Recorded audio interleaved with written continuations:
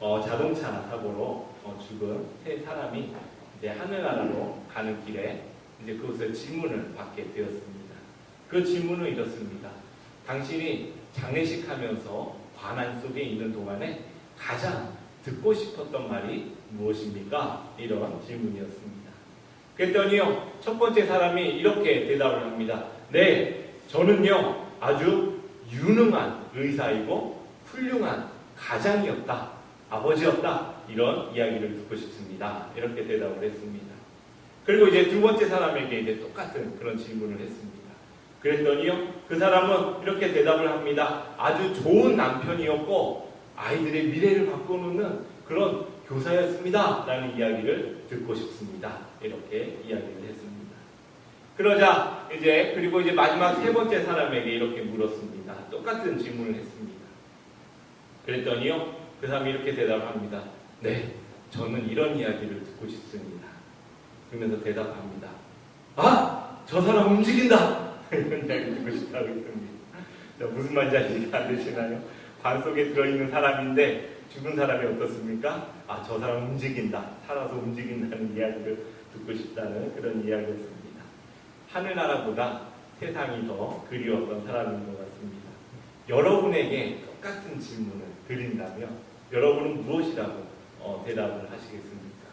친구나 가족들이 여러분을 바라보면서 어떤 사람으로 또 기억하기를 한번 그렇게 생각해 보신 적이 있으십니까? 우리가 여름쯤 되면 우리 청년부 수련회 때 이럴 때 꼭 한 번씩 그런 글을 써보라고 합니다. 자기 유서를 쓰는 시간들을 가지거든요. 이런 질문에 대답을 해봅니다. 한 번쯤 생각해 볼 만한 질문인데요. 우리 성도님들도 한 번쯤 생각해 보시기를 부탁드립니다. 아마 모든 분들이 각자 자기의 대답들이 아마 있으실 겁니다. 그런데요, 여러 가지 대답이 있겠지만 저는 오늘 이런 답을 한번 가지고 돌아가셨으면 하는 바람이 있습니다. 스데반과 같은 삶을 살았습니다. 라는 그런 고백이 우리 성도님들께 있기를 간절히 바랍니다. 그러면 또 어떤 분들이 이렇게 이야기하세요. 스데반과 같은 삶이요? 그러면 저보러 죽으란 이야기입니까? 이렇게 이야기하시는 분도 계십니다. 그런데 스데반이 순교자였다라는 의미를 우리는 조금 다르게 이해할 필요가 있습니다. 순교자는요, 우리가 한문으로 보면 그렇죠. 죽는 사람, 따라서 죽는 사람입니다. 가르침이지요. 가르침에 따라 죽는 사람을 순교자라고 이야기를 합니다. 그런데요, 영어에서는요, 그 의미가 조금 다릅니다. 영어로는 그 순교자가 마르더라는 단어인데요. 그 단어가 의미하는 것은요, 무엇을 따라 죽은 사람이 아니라 그 본래 의미는 witness, 그러니까 증인이라는 의미입니다. 다시 말해서 스데반은 증인이었다는 것입니다. 그것이 순교자가 가진 참된 의미인 거지요. 그래서 예수님의 증인으로 여러분들이 기억되어지는 그런 귀한 삶을 살아가시기를 부탁을 드립니다. 오늘이요. 그런데 스데반의 오늘의 모습을 보면서 그 증인의 모습은 어떤 것인지 우리가 함께 조금 더 깊이 살펴보고자 합니다. 스데반의 이야기를 우리가 계속 나누고 있습니다. 그런데 스데반은요, 사내들인 공의 앞에 서게 되었는데 왜 그랬습니까? 첫 번째로 거짓 증인들 때문에 그랬습니다. 거짓 증인들이 무엇이라고 증언을 했습니까? 이 사람이 성전을 모독하고 모세의 율법을 모독하였다라고 증언을 한 것입니다. 그렇게 억울하게 그는 지금 사내들인 공의 앞에 이렇게 서 있습니다. 그런데요, 그 앞에서 주눅들지 않고 당당하게 예수님의 증인으로서 증언을 했던 그의 모습을 보면서 사람들이요, 마음의 분노함을 느낍니다. 오늘 말씀에 보니까요, 그 분노가 얼마나 강했는지 이렇게 기록을 하고 있습니다. 이를 어떻게 해요? 마득 받았다고 합니다. 분노가 얼마나 심했는지 그 사람들이 스데반을 보면서 이를 그냥 빠득빠득 가는 것입니다. 예전이나 지금이나 아마 사람들이요, 분노를 하게 되면 이빨이 가리져 보입니다. 그렇죠? 그런데요, 결국은 스데반은 돌에 맞아서 죽게 됩니다. 예수의 증인으로서 최초의 죽음을 당한 사람이 되지요. 그런데요, 이제 그 죽음을 앞두고 모든 사람들이 분기탱천에 있는 그 순간에 우리는 스데반의 모습에 좀 주목해 볼 필요가 있습니다. 오늘 읽었던 말씀 가운데 55절, 56절의 말씀 우리 한 번 더 읽도록 하겠습니다. 읽습니다. 준비 시작. 많이 성령이 충만하여 하늘을 우러러 주목하여 하나님의 영광과 및 예수께서 하나님 우편에 서신 것을 보고 말하되 보라 하늘이 열리고 인자가 하나님 우편에 서신 것을 보노라 한데. 자, 스데반이 그렇게 분기탱천한 순간에 어디를 보았다고요? 하늘을 주목하여 보았다는 것입니다. 스데반은요, 하늘을 바라보는 사람이었습니다. 저는 이 자리에 모인 여러분들이요, 하늘을 바라보는 사람들이 되시기를 바랍니다. 스데반은요, 하늘을 바라봄으로 그 가운데 누가 계심을 보았습니까? 예수님께서 우편에 서셔서 자신을 돕고 자신을 위해 이야기하시고 자신을 서포트하시는 걸 보는 겁니다. 그럴 수 있는 여러분이 되시기를 간절히 바랍니다. 천자문을요, 배우지 않으신 분들도, 자, 천자문의 가장 첫 번째 단어가 무엇입니까? 하늘, 천. 그렇죠. 이거는 천자문 안 배우신 분도 아마 많이들 아실 겁니다. 근데 여러분, 이 하늘, 천이라는 단어에요, 그곳에 사람이 들어가 있다는 거 아십니까? 그 하늘 천자를 가만히 들여다보시면요, 어떻게 되어 있냐면 사람이 이렇게 팔을 벌리고 있는 형상입니다. 그리고 그 위에 무엇이 있습니까? 하늘이 있습니다. 그것이 하늘 천자입니다. 하늘이라는 것은요, 이미 벌써 하늘과 사람의 관계를 이야기해 주고 있다는 것입니다. 다시 말해서요, 사람은요, 하늘과 함께 살아가는 존재라는 것입니다. 또한 여러분, 인간이 서서 걸어다니는 동물이라고 하지요. 직립이라고 합니다. 그런데 이렇게 인간이 직립한다는 데는 여러 가지 이유가 있겠지만 어떤 분들은 직립한다는 것에 대해서 이렇게 이야기를 합니다. 인간이 서서 움직이는 것은 다시 말해서 하나님 앞에서, 하늘 앞에서 바로 서 있으라는 의미라는 것입니다. 직립하는 삶을 살아가는 것이죠. 세상은 참으로 복잡합니다. 이 세상은요, 우리가 생각하는 것처럼 그렇게 순진하지 않습니다. 인간의 욕망이요, 엉키고 엉켜서 정말 우리가 세상을 둘러보면 어디 하나 탈출도 없어 보이는 그런 세상입니다. 그런데요, 그 세상 가운데 희망을 바라보는 사람은 어떤 사람들입니까? 바로 하늘을 바라보는 사람들이라는 것입니다. 하늘을 바라보는 사람들이 그 희망을 발견하는 것입니다. 그런데 여러분, 하늘을 바라본다는 것, 하늘을 주목한다는 것, 오늘 스데반을 통해서 우리는 보게 됩니다. 하늘을 바라본다는 것이 무엇입니까? 바로 우리가 세상 속에 살아가지만 우리가 예수 그리스도 앞에서 또한 그 하나님의 법 아래에서 우리가 이 세상에서는 비록 억울하고 하나님 때문에 때로는 손해볼지라도 하나님의 법정 앞에서 우리를 옳다 인정하시는 분이 있다는 것을 보고 살아간다는 것입니다. 그것이 하늘을 보고 살아갔던 스데반의 모습이었습니다. 여러분, 스데반이요, 그 순간에 주님의 증인으로 죽을 수 있었던 담대함은요, 거저 나오는 것이 아닙니다. 바로 그 하나님이 나를 옳다 해주실 그 하나님이 계심을, 내가 예수님의 증인으로서 죽어갈 때에, 그러나 그것이 끝이 아니라 나를 구원하시는 예수 그리스도가 계심을 믿기에 그는 담대하게 죽음을 맞이할 수 있었던 것입니다. 사람들은요, 예수 믿는 사람들 보면서 좀 바보 같다고 합니다. 그런데 요즘 바보 같다고 하지도 않는 것 같아요.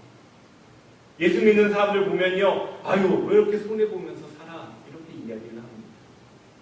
그런데요, 왜 손해보고, 왜 바보같이 살아갑니까? 왜 바보처럼 하나님의 말씀에 순종하며 살아갑니까? 왜 그렇습니까? 바로 하늘을 바라보는 사람들이기 때문입니다. 하나님이 우리를 잘했다, 충성된 종아라고 불러주신 그 증거를 우리는 가지고 살아가는 사람들이기 때문에 그렇습니다. 말씀을 통해 하늘을 볼 수 있기를 바랍니다. 우리가요, 입을 것, 먹을 것, 쉴 곳이 필요합니다. 하지만 그것이 우리의 인생을 채워줄 수 없다는 것입니다. 아무리 우리가 땅의 것을 가지고 우리의 욕망을 채우고자 할지라도 결코 이 땅에서는 그것을 채워줄 수 있는 것이 아무것도 없다는 것입니다. 왜냐하면 그리스도인들은, 사람들은 하늘을 바라보며 살아가도록 창조된 사람들이기 때문입니다. 하늘 보좌 우편에 앉아 계신 예수 그리스도를 증거함으로 우리가 하늘을 바라보며 살아가는 여러분 되시기를 주님의 이름으로 부탁을 드립니다. 또한 스데반은 어떤 사람이었습니까? 오늘 말씀에 보니까요, 스데반은요 자신을 전적으로 예수님께 맡길 수 있는 사람이었습니다.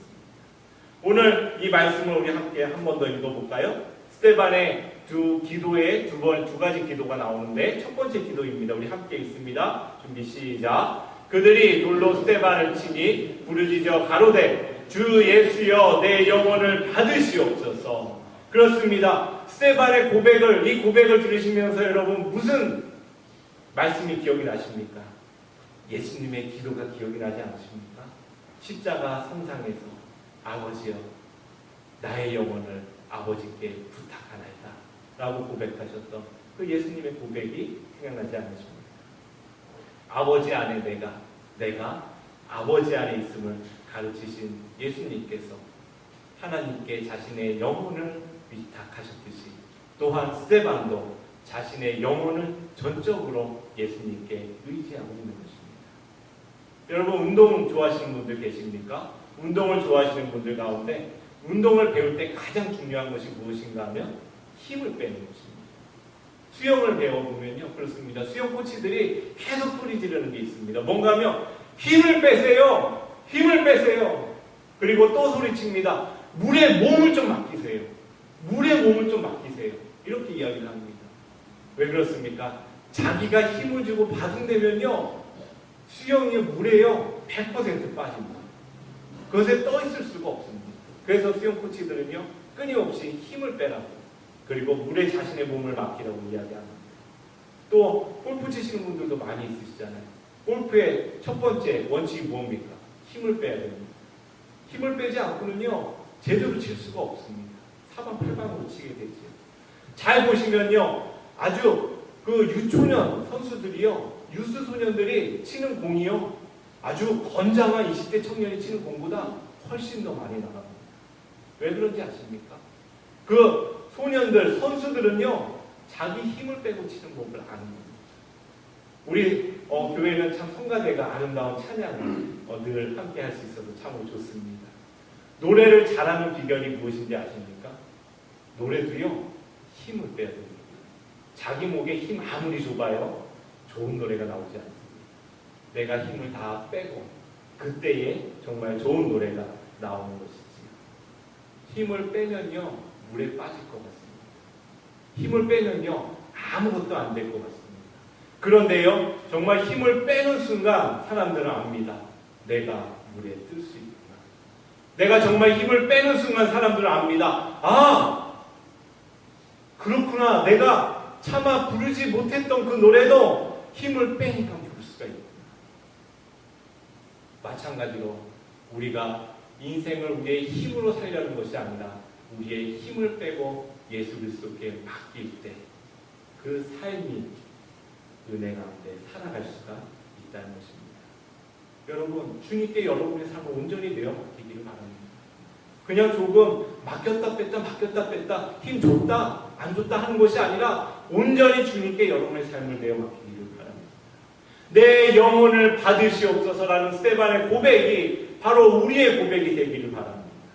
인생의 희노애락의 순간에 주님 그렇습니다. 나의 희노애락의 삶을 주님이 받으시옵소서. 이것을 주님께 맡겨드립니다라고 고백하는 여러분들이 되시기를 바랍니다.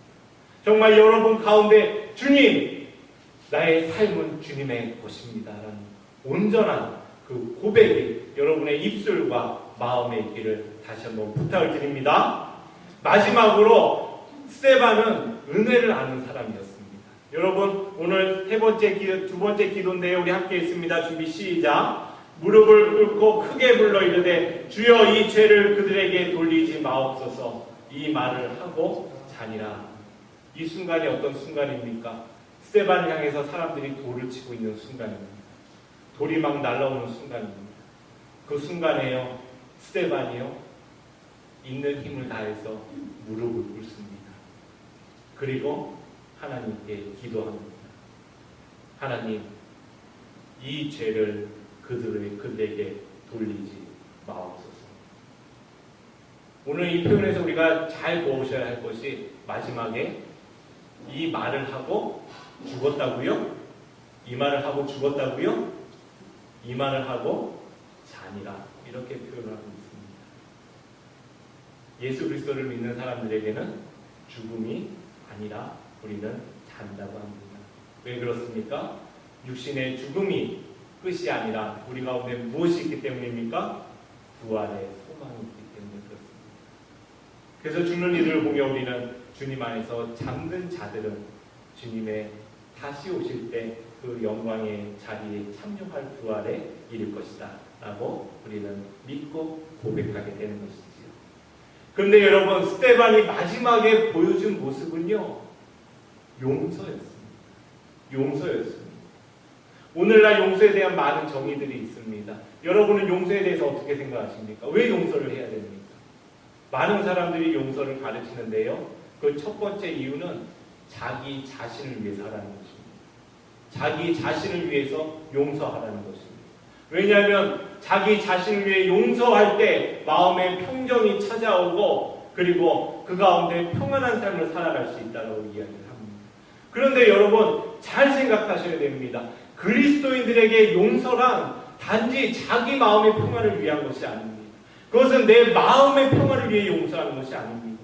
물론 용서의 결과로 우리 가운데 마음의 평화가 임하긴 합니다. 그런데요, 그리스도인들이 하는 용서는요, 우리가 은혜에 대한 응답으로 한다는 것입니다. 용서는요, 내 평안을 위해서 하는 것이 아니라 주님께서 우리에게 베풀어 주신 그 은혜에 우리는 응답하기 위해 응답함으로 용서한다는 것입니다. 죄의 용서를 경험한 사람들이 무엇을 합니까? 용서하는 것입니다. 주님을 통하여 자유함을 경험한 사람들이 용서하는 것입니다. 마태복음 18장에 보면요, 1만 달란트 빚진 사람의 이야기가 나옵니다. 이 사람이요, 주인이 그 종에게 네가 1만 달란트를 빚을 졌으니 이제 갚아라, 이렇게 이야기를 합니다. 그랬더니 이 사람이 가가지고요, 싹싹 비는 겁니다. 좀 봐달라. 얼마나 애절하게 빌었는지 마지막에 이 주인이 이야기합니다. 그래, 내가 너의 빚을 한강에 주겠다. 그런데요, 이 1만 달란트 받았던 사람이 그 이후에 나가서 어떻게 하는지 아십니까? 기억하십니까? 자신에게 작은 빚을 진 사람들을 다 찾아다닙니다. 그리고는 그들에게 빚을 목적하고 빚을 받으려고 합니다. 그것을 들은 그 주인이요, 다시 그 1만 달란트 빚진 종을 불러서 다시 빚을 갚게 한다는 그런 이야기가 나옵니다. 그러면서요, 그 이야기를 마무리하면서 예수님이 이렇게 마지막 말씀을 해주고 계십니다. 우리 마태복음 18장 말씀인데요, 우리 함께 읽습니다. 준비 시작. 너희가 각각 마음으로부터 형제를 용서하지 아니하면 나의 하늘 아버지께서도 너희에게 이와 같이 하리라. 다시 말해서 너희가 은혜를 받았느냐? 그렇다면 어떻게 하라고요? 은혜에 합당한 삶을 살라는 것입니다. 스데반은 그것을 분명히 알고 있는 사람이었습니다. 그는 용서받은 죄인으로서 예수 그리스도를 통하여 하나님 앞에 설 수 있는 사람으로서 자신의 받은 용서가 너무나 분명하다는 것입니다. 자신이 받은 은혜가 너무나 크다는 것입니다. 단지 그가 죽는 순간에 자신의 마음의 평화를 위해서 그가 용서하는 것이 아니라 주님께 받은 저의 은혜가 너무나 큽니다 라는 고백으로 그는 그들의 죄를 위하여 중보하고 있는 것입니다. 우리들은 말하지요. 아니, 그렇게 억울하게 죽어가는데 어떻게 그 사람들에게 그렇게 할 수 있느냐고 말할지도 모르겠습니다. 사실 우리들 마음속에는 안 그러신 분들도 많지만 제 마음속에도 용서하지 못하는 그런 한 사람들이 있습니다. 용서하지 못할 이유를 찾아보니까요, 여러 개입니다. 그 사람이요, 괘씸해서 용서하지 못합니다. 아유, 하는 짓이 왜 이렇게 얄미워서 용서하지 못합니다. 그리고요, 먼저 와서 사과해야지. 근데 사과하지 않으니까 또 용서하지 못합니다. 그리고 그냥 용서하지 말아야 할 이유가요, 그냥 수십 가지, 수백 가지도 넘습니다. 그런데 천천히 그 마음을 깊이 들여다보면 용서하지 못하는 이유는요, 사실 용서하기 싫다는 것입니다. 그런데요, 용서하지 못한다는 것은요, 반대로 이야기해보자면 그가 아직도 은혜를 경험하지 못했거나 또한 은혜를 잃어버리고 살아간다는 것입니다.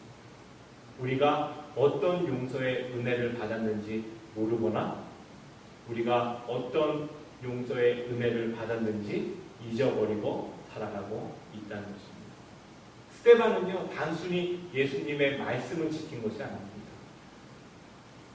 자신이 죽을 수밖에 없는 죄인이었지만 자신에게 생명을 허락하신 그 예수 그리스도의 은혜 때문에 그는 다른 이들을 용서할 수 있었던 것입니다.